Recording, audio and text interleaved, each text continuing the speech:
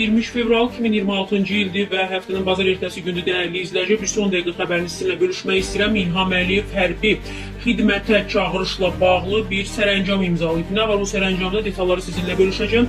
Kim abunə olmayıbsa sağdakı üstə gəl düyməsini vurun və abunə olsun ki, bundan sonraki ən son dəqiqə xəbərlərinin anında xəbərdar ola bilsin. Bəli, dəyərli izləyicilər. Prezident İlham Əliyev Azərbaycan vətəndaşlarının 2026-cı il aprelin 1-dən 30-una qədər müddətli həqiqi hərbi xidmətə çağırılması və müddətli həqiqi hərbi xidmət hərbi qulluqçularının ehtiyata buraxılması haqqında sərəncam imzalayıb. Sərəncamla 2008-ci ildə doğulmuş və çağırış gününə qədər, yəni həmin gündə daxil olmaqla 18 yaşı tamam olmuş, habelə 1996-2007-ci illərdə doğulmuş, yaşı 30-a qədər olan Azərbaycan Silahlı Qüvvələrində müddətli həqiqi hərbi xidmət keçməmiş, müddətli həqiqi hərbi xidmətə çağırışdan möhlət hüququ olmayan və ya müddətli həqiqi hərbi xidmətə çağırışdan azad edilməmiş Azərbaycan vətəndaşları 2026-cı il aprelin 1-dən 30-una qədər müddətli həqiqi hərbi xidmətə çağırılacaqlar.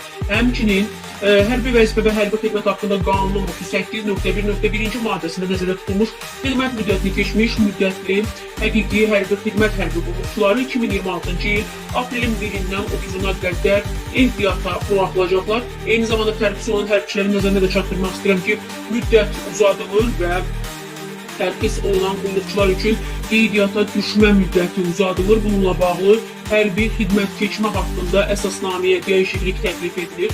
Bununla bağlı qanun layihəsi Parlamentin Gənclər və İdman Komitəsinin bugünkü iclasında müzakirə olunub. Qeyd olunub ki, vətəndaşlar ehtiyata keçirildikdən sonra 7 gün müddətində yaşayış yeri üzrə hərbi qeydiyyata alınmaq üçün müvafiq icra hakimiyyəti orqanına gəlməlidir. Qüvvədə olan qanuna əsasən bu 3 gün idi. Təklif edilən dəyişikliklərdə isə həmçinin vurğulanıb ki, hərbi vəzifəlilər və çağırışçılar yaşayış yerini 3 aydan çox müddətə dəyişdirdikdə yaşayış yeri üzrə hərbi qeydiyyatdan çıxmalı və olduğu yer üzrə hərbi qeydiyyata alınmalıdırlar. Bildirilib ki, silahlı qüvvələrin ehtiyatında olan vətəndaşların tibbi şəhadətlərinin düzülməsi müvafiq icra hakimiyyəti orqanı tərəfindən təşkil olunur. Həqiqi hərbi və ya alternativ xidmət keçmədən xəstəliyinə görə ehtiyata keçirilmiş hərbi vəzifələr 30 yaşına çatana qədər həqiqi hərbi xidmət keçməyə yararlı sayıldıqda çağırışçıların hərbi qeydiyyatına qaytarılır. Respublikanın müvafiq qanunları ilə nəzərdə tutulmuş hallar istisna olmaqla təbii ki və onlar ümumi qayda üzrə müddətli həqiqi hərbi xidmətə çağırılırlar, dəyərli izləyicilər.